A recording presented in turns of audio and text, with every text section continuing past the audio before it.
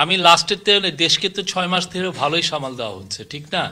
আপনি এই গভর্নমেন্টের এগেনস্টে কোনো অভিযোগ পেয়েছেন? কোনো ধরনের অভিযোগ পেয়েছেন? খুবই ভালোভাবে সামাল দেওয়া হচ্ছে।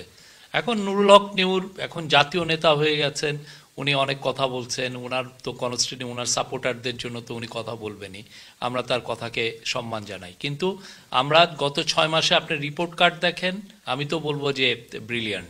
আর আপনি কি বললেন, সালাউদ্দিন আহমেদের কথা বললেন, আমরা স্পষ্ট আমরা বলেছি, দুইটা আমরা ডেট দিয়েছি, স্পষ্টভাবে ডেট দিয়েছি।